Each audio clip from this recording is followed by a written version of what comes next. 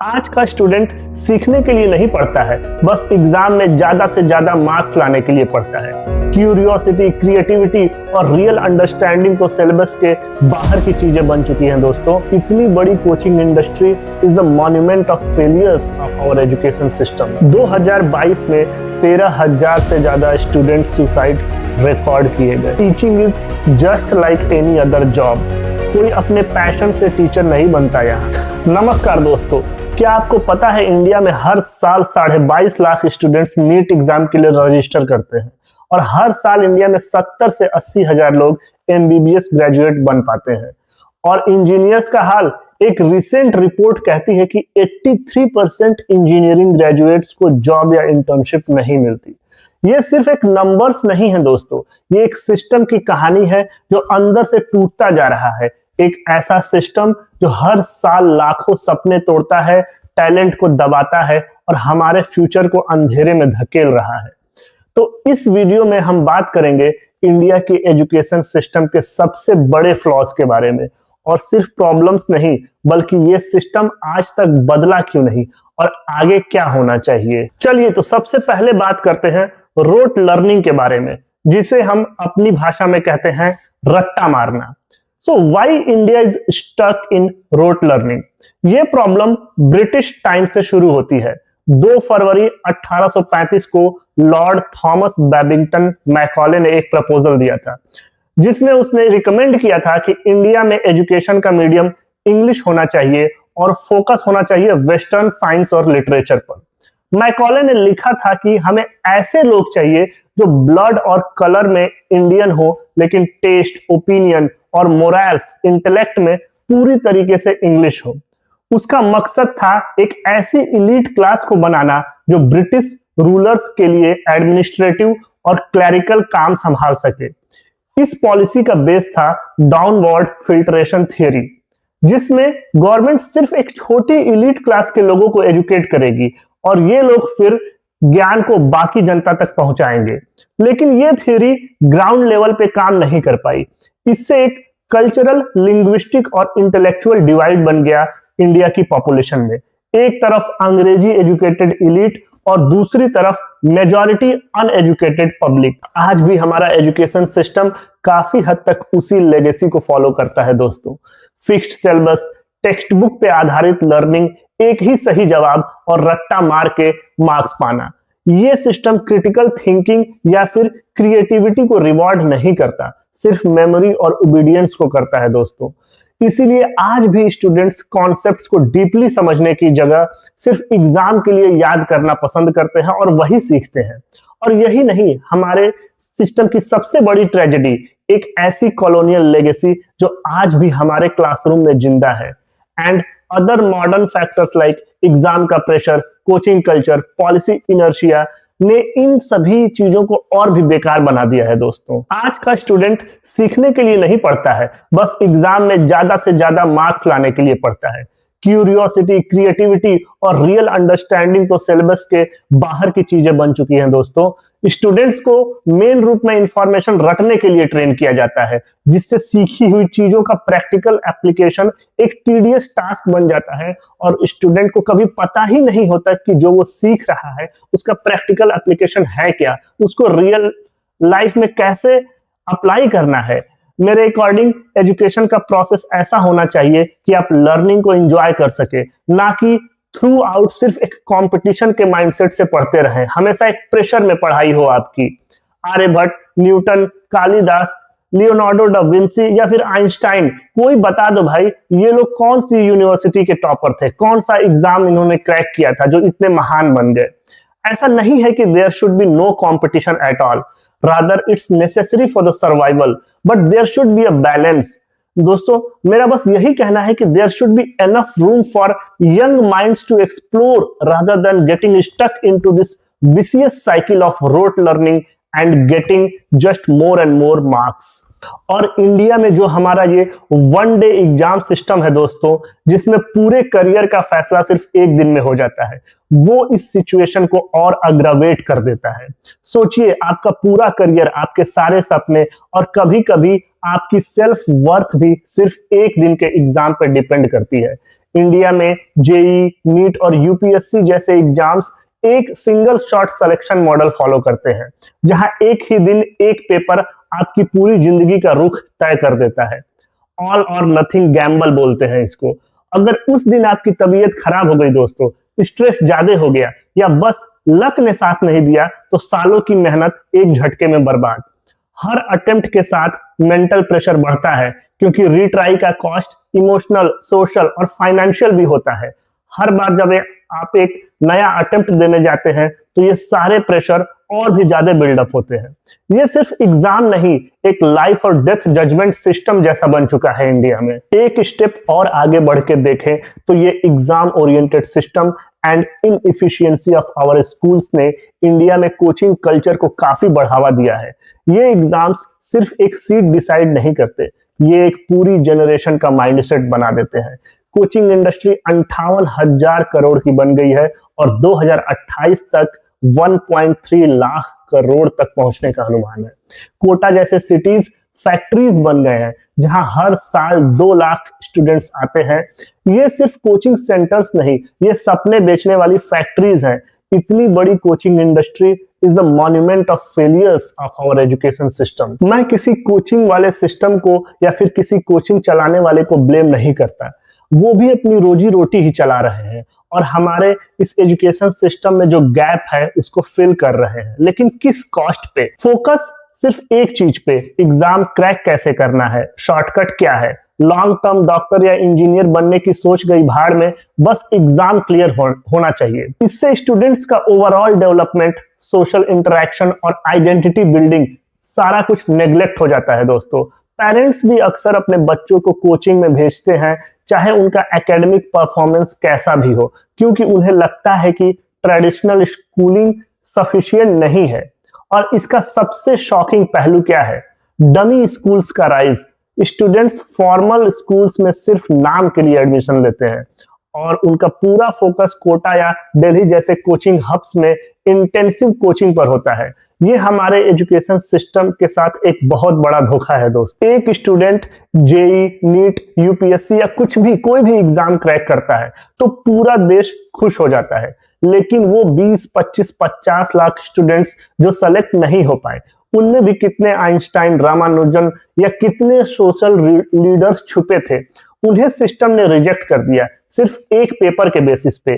इतने सारे बच्चों पे फेलियर का ठप्पा लगा दिया जाता है, जैसे बस ये एग्जाम्स क्रैक करना ही एक रास्ता था खुद की सेल्फ वर्थ प्रूफ करने के लिए। इस सोसाइटी में ये जो एग्जाम्स के प्रति ऑब्सेशन बन चुका है, इससे स्टूडेंट्स पर इंटेंस प्रेशर और स्ट्रेस आता है। निमहंस की एक स्टडी कहती है कि कॉम्पिटिटिव एग्जाम्स की प्रिपरेशन करने वाले 30% स्टूडेंट्स सीवियर एंजाइटी रिपोर्ट करते हैं, और 30% सीवियर एंजाइटी की बात हो रही है। बाकी सारे स्टूडेंट्स किसी न किसी लेवल की एंजाइटी से जरूर गुजरते हैं और कुछ डिप्रेशन के साइकिल्स में फंस जाते हैं।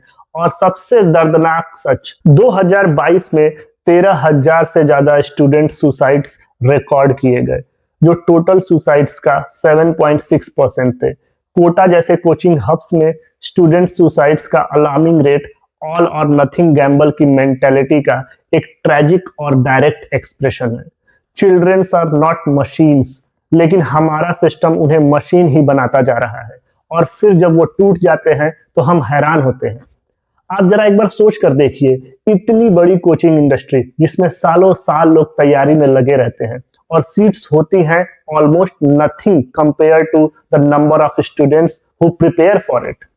तो इतने सारे बच्चे बस और बस लगे हुए हैं तैयारी में। दोस्तों, ये बच्चे सेम चीज को बार बार हर साल वही पढ़ रहे हैं और इस उम्मीद में कि अब इस बार तो सिलेक्शन हो जाएगा। इंडिया जैसे कंट्री के लिए it's an unimaginable productivity loss, जब इतनी बड़ी पॉपुलेशन कोई योगदान नहीं दे रही है इकोनॉमी में और ना ही कोई स्किल सीख रही है। दोस्तों, it's a great loss to a nation full of potential. Students should definitely prepare for these exams, but I think they should not stop their life for it.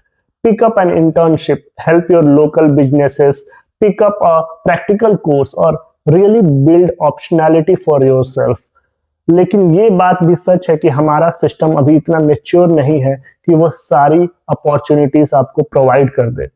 अक्सर डेवलप्ड कंट्रीज में students का future सिर्फ एक exam से decide नहीं होता, वहां उनकी पूरी एकेडमिक जर्नी देखी जाती है, जैसे उनका school performance, extra curriculars, creativity, communication skills और उनका सोशल इन्वॉल्वमेंट भी।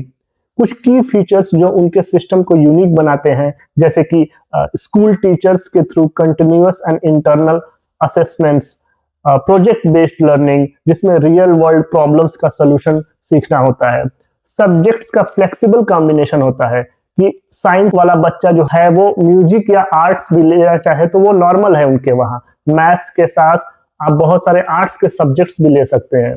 यूनिवर्सिटीज में एडमिशन के लिए एक होलिस्टिक रिव्यू होता है, साल दर साल का एकेडमिक परफॉर्मेंस, बल्कि सिर्फ एक टेस्ट नहीं, पर्सनल एसेज या स्टेटमेंट्स ये इवेलुएट किए जाते हैं। टीचर्स के रिकमेंडेशन लेटर्स, वॉलेंटियर वर्क या इंटर्नशिप का एक्सपीरियंस ज्यादा मैटर करता है। इंटरव्यूज और पर्सनालिटी बेस्ड असेसमेंट्स भी होते हैं। वहां पे वोकेशनल और स्किल बेस्ड एजुकेशन को भी उतना ही रिस्पेक्ट मिलता है जितना ट्रेडिशनल डिग्रीज को। और पूरा सिस्टम इस तरह से डिजाइन किया गया है कि क्यूरियोसिटी, इनोवेशन और क्रिटिकल थिंकिंग को ग्रो कराया जा सके। और इसका रिजल्ट क्या है? वहां स्टूडेंट्स सिर्फ एग्जाम क्रैकर्स नहीं बल्कि एक ऑलराउंडर इंडिविजुअल्स की तरह डेवलप करते हैं खुद को। और अगर कोई एवरेज टेस्ट टेकर भी कंसिस्टेंटली ग्रो करता है और रियल वर्ल्ड स्किल सीखता है तो वो डॉक्टर, इंजीनियर या एंटरप्रेन्योर बन सकता है। सिस्टम उसको रोकता नहीं बल्कि सपोर्ट करता है। अब हमारे यहाँ ये जो प्रॉब्लम है इसका सोल्यूशन क्या है? सिस्टम ऐसा हो जहां लर्निंग जर्नी पे फोकस हो, ना कि सिर्फ एग्जाम पे या फिर एग्जाम वाले दिन के ऊपर। होलिस्टिक इवैल्यूएशन होना चाहिए, multiple attempt, year round assessment, ये सब एक फेयर और इंक्लूसिव सिस्टम बनाते हैं। कैरेक्टर, क्रिएटिविटी, कम्युनिटी स्पिरिट, इन सब का मेजरमेंट होना चाहिए, ना कि सिर्फ 3 घंटे के एक एमसीक्यू पेपर का।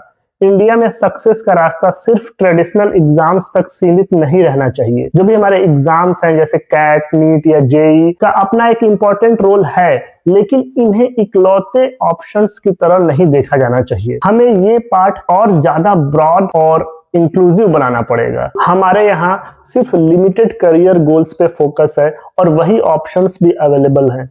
और वोकेशनल ट्रेनिंग जो है वो लगभग मिसिंग है इंडिया के एजुकेशन सिस्टम से। मैं यहाँ ऑस्ट्रेलिया में अभी काम कर रहा हूँ और ऑस्ट्रेलिया में अगर आप स्कूल छोड़कर कारपेंट्री या इलेक्ट्रीशियन का कोर्स करो तो भी आपको उतना ही रिस्पेक्ट के साथ पैसा मिलता है। जर्मनी में डुअल एजुकेशन मॉडल है, हाफ स्टडी हाफ इंटर्नशिप। वहां कंपनीज खुद ट्रेनिंग में इन्वेस्ट करती हैं क्योंकि उन्हें पता है कि स्किल्ड वर्कफोर्स की इकोनॉमी और खुद उन कंपनीज और फैक्ट्रीज को भी कितनी जरूरत है। तो यहाँ पे कोई भी आपका कारपेंटर या फिर इलेक्ट्रीशियन, इनके भी प्रॉपर कोर्सेज होते हैं। इन कामों को किसी इंजीनियर या डॉक्टर होने से छोटा या बड़ा नहीं समझा जाता। इंडिया में अगर आप इंजीनियर नहीं है या सरकारी नौकरी नहीं है, डॉक्टर नहीं है, तो आपके स्किल्स की कोई वैल्यू नहीं है उतनी। हमारे यहाँ प्रैक्टिकल एप्लीकेशंस और इंटरडिसिप्लिनरी स्टडीज पर कम जोर दिया जाता है, जिससे ग्रेजुएट्स मॉडर्न जॉब मार्केट के लिए रेडी नहीं हो पाते। इसलिए एक रिसेंट रिपोर्ट कहती है कि 83% इंजीनियरिंग ग्रेजुएट्स और 46%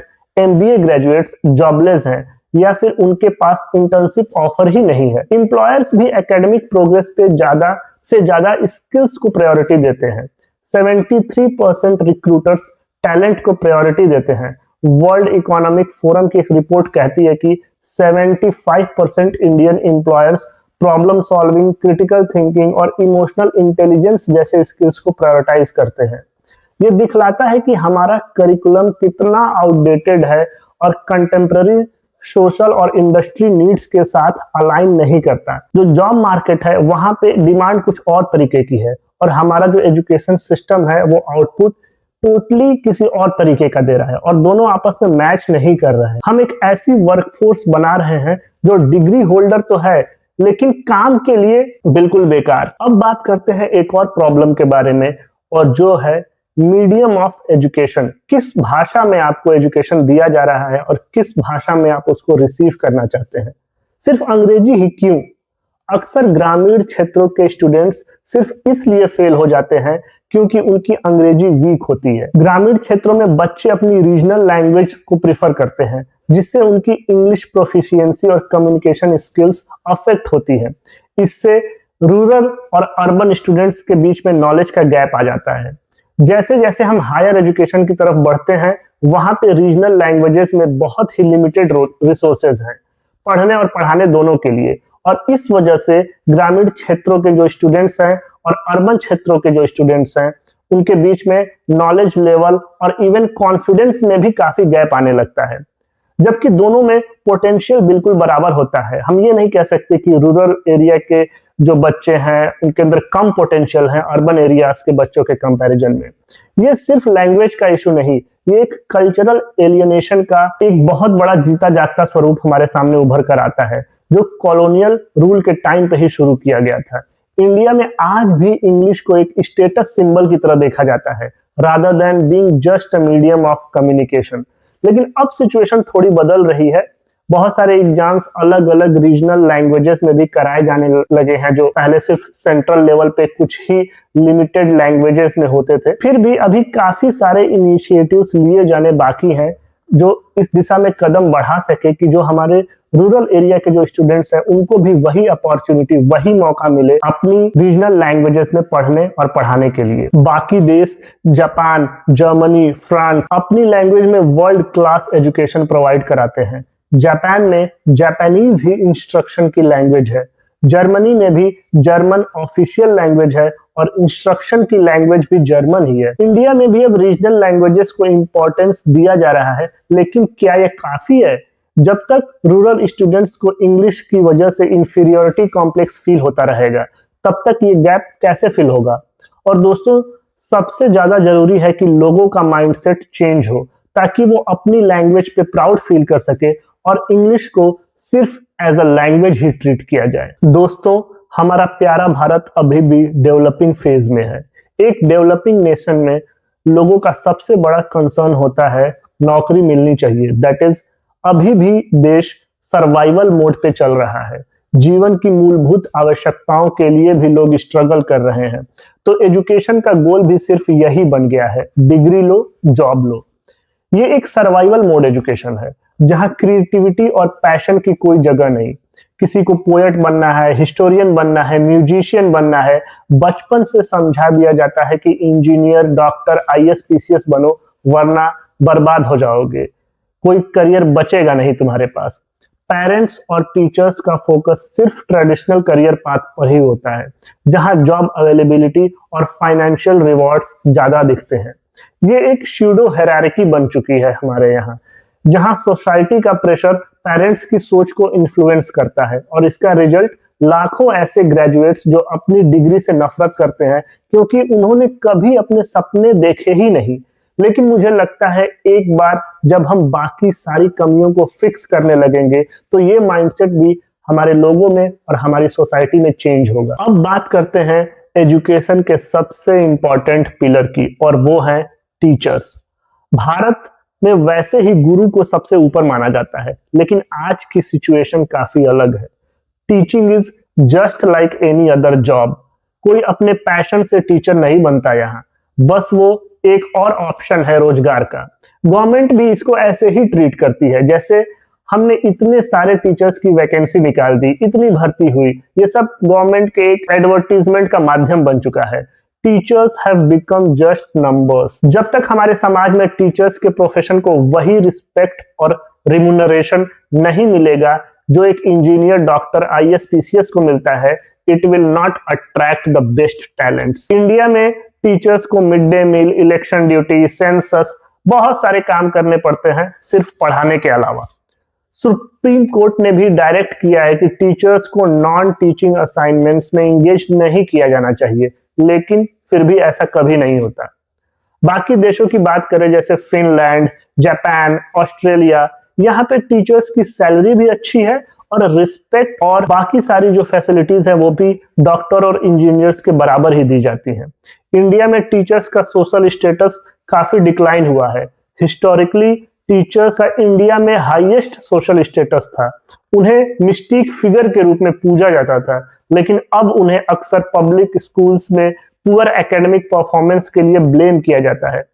प्राइवेट इंस्टीट्यूशंस की बात करें तो वहां पे एजुकेशन का कमोडिफिकेशन भी काफी ज्यादा हो चुका है, जहां टीचर्स स्टूडेंट्स को कस्टमर की तरह सर्व करते हैं। ये सिर्फ टीचर्स की प्रॉब्लम नहीं है, ये पूरे सिस्टम का फेलियर है जो अपने रीढ़ की हड्डी को कमजोर कर रहा है। और टीचर्स जो है वही भारत के या फिर किसी और भी देश के एजुकेशन सिस्टम की रीढ़ की हड्डी है। अब बात करते हैं इंफ्रास्ट्रक्चर, कॉस्ट और बजट एलोकेशन की, जिसके बारे में काफी बात पहले भी बहुत सारे प्लेटफॉर्म्स पे की जा चुकी है। इंडिया जैसे कंट्री में जहां एजुकेशन को सबसे बड़ा वेपन माना जाना चाहिए, वहां सच्चाई ये है कि हम अपने बच्चों के फ्यूचर पे बचा खुचा ही खर्च कर पा रहे हैं। 2023 में इंडिया ने जीडीपी का सिर्फ 3.1% एजुकेशन पे खर्चा किया, जबकि यूनेस्को में मिनिमम जो गाइडलाइन दी है वो 4 to 6% है। बहुत सारे कंट्रीज जैसे भूटान, मालदीव्स, यहाँ तक कि उज्बेकिस्तान जैसे छोटे कंट्रीज भी हमसे ज्यादा एजुकेशन पे इन्वेस्ट करते हैं। और जितना पैसा एलोकेट होता भी है उसमें कितना ग्राउंड पे लगता है और कितना लीक हो जाता है ये कोई नहीं बताता। करप्शन और मिसमैनेजमेंट ने रूरल एजुकेशन को बेसिक चीजों से भी वंचित कर रखा है।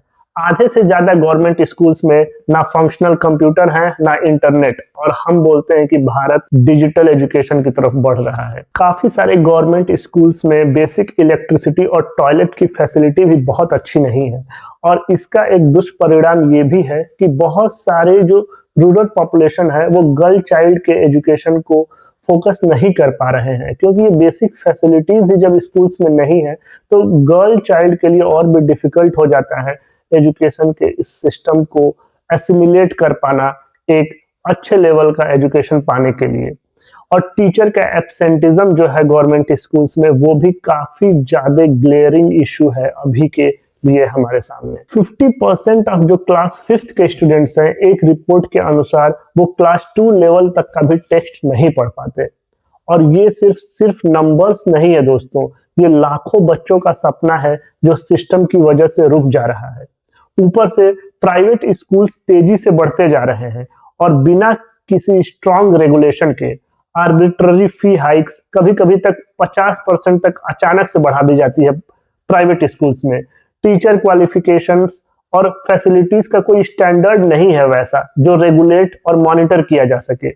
एजुकेशन बस एक बिजनेस बन गया है जहां पे प्रॉफिट जो है वो स्टूडेंट से ज्यादा बड़ा बन चुका है। जब एजुकेशन को बिजनेस बना दिया जाए तो सिलेबस से ज्यादा इंपॉर्टेंट हो जाता है फी स्ट्रक्चर, और तब सिस्टम सिर्फ उन्हीं के लिए काम करता है जो अफोर्ड कर सकते हैं, ना कि हर किसी के लिए और हर किसी को एक इक्वल एजुकेशन प्रोवाइड कराने के लिए। देखिए, इस दिशा में कई सारी पॉलिसीज जो अभी अच्छी तो बनाई गई हैं, जैसे अगर आप न्यू एजुकेशन पॉलिसी की बात करें जो अभी 2020 में आई गई थी, उसमें बहुत सारे मुद्दों को फोकस किया गया था और उनको सुधारने के लिए भी कई सारे अच्छे प्रयासों की बात की गई थी। जैसे सब्जेक्ट्स चूज करने में फ्लेक्सिबिलिटी होना, जैसे स्टूडेंट्स अब साइंस और मैथ्स के सब्जेक्ट के साथ साथ आर्ट्स स्ट्रीम के सब्जेक्ट भी ले सकेंगे।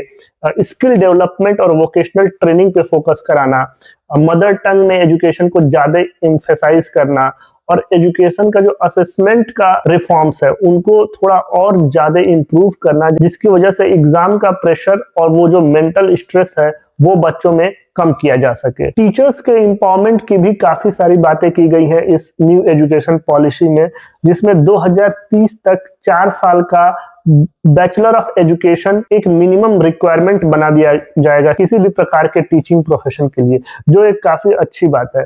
और टेक्नोलॉजी इंटीग्रेशन से भी लेकर के काफी सारी अच्छी बातें इस पॉलिसी में की गई है। लेकिन इस पॉलिसी का इम्प्लीमेंटेशन वो ज्यादा इंपॉर्टेंट मुद्दा होगा कि हम इसको कितना इंप्लीमेंट कर पाते हैं। और जब तक टीचर्स को एम्पावर नहीं किया जा सकता और एग्जाम का नेचर नहीं बदला जाता, तब तक असली रिफॉर्म नहीं होगा। ये पॉलिसी एक ब्लूप्रिंट है, लेकिन इसको जमीन पर उतारना एक बहुत बड़ी चुनौती है जिसमें सालों लग सकते हैं, और वो आने वाला समय ही बताएगा कि ये बातें सिर्फ पेपर पे ही रह जाएंगी या फिर हमारे समाज में इसका एक इम्प्लीमेंटेशन भी देखने को मिलेगा। दोस्तों, तो प्रॉब्लम सिर्फ सिलेबस या एग्जाम पैटर्न की नहीं है, प्रॉब्लम सिस्टम के माइंडसेट की है। ये प्रॉब्लम अलग अलग नहीं है, ये डीपली कनेक्टेड है। रोट लर्निंग की कॉलोनियल लेगेसी सीधे एग्जाम के ऑब्सेशन को बढ़ाती है, जो कोचिंग इंडस्ट्री को फ्यूल करती है। फॉर्मल स्कूल्स की परसीव्ड इनएडिक्वेसी पेरेंट्स को प्राइवेट इंस्टीट्यूशन और कोचिंग सेंटर्स की तरफ धकेलती है, जिससे इनइक्वालिटीज और डिजिटल डिवाइड बढ़ता जाता है। ग्रेजुएट्स में प्रैक्टिकल स्किल्स की कमी, आउटडेटेड करिकुलम और एकेडमिक बायस का डायरेक्ट रिजल्ट है, जो प्रेस्टिजियस डिग्रीज के लिए कॉम्पिटिटिव एग्जाम्स के साइकिल को बनाए रखता है। टीचर्स के चैलेंजेस, वर्कलोड से लेकर के ट्रेनिंग और रिस्पेक्ट तक एजुकेशन की क्वालिटी को डायरेक्टली अफेक्ट करता है, जिससे स्टूडेंट्स को एक्सटर्नल सपोर्ट सिस्टम की तरफ धकेला जाता है। जब तक हम रोट लर्निंग को सक्सेस समझते रहेंगे, तब तक रियल टैलेंट को सिस्टम फेल करता रहेगा। इंडियन एजुकेशन सिस्टम को ट्रूली ट्रांसफॉर्म करने के लिए एक हॉलिस्टिक और सस्टेन्ड अप्रोच चाहिए। न्यू एजुकेशन पॉलिसी 2020 एक प्रॉमिसिंग विजन देता है, लेकिन इसकी सक्सेस इफेक्टिव इंप्लीमेंटेशन पर ही डिपेंड करेगी। इसके अलावा हमें चाहिए कंटिन्यूअस और इंक्रीज्ड पब्लिक इन्वेस्टमेंट। सक्सेस की नैरो एकेडमिक डेफिनेशन से सोशल वैल्यूज में एक फंडामेंटल शिफ्ट करना होगा। प्रैक्टिकल स्किल बेस्ड और वोकेशनल एजुकेशन राउट्स पर एक नया फोकस हमें चाहिए। स्टूडेंट वेलफेयर को प्रायोरिटी देना, क्रिटिकल थिंकिंग को प्रमोट करना और टीचर्स को एम्पावर करना सिर्फ एक डिजायरेबल आउटकम ही नहीं है, बल्कि इंडिया में एक फेयर, इफेक्टिव और ग्लोबली कॉम्पिटिटिव एजुकेशन सिस्टम बनाने के लिए बहुत ही फंडामेंटल प्री रिक्विजिट्स हैं। आपके हिसाब से एजुकेशन सिस्टम में सबसे बड़ी दिक्कत क्या है? कमेंट करके जरूर बताएं। और अगर आप चाहते हैं कि मैं किसी एक टॉपिक पर डेडिकेटेड वीडियो बनाऊं, तो नीचे लिखना मत भूलिएगा और इस वीडियो को शेयर करिए, ताकि ये सच ज्यादा से ज्यादा इंडियंस तक पहुंच सके। धन्यवाद दोस्तों।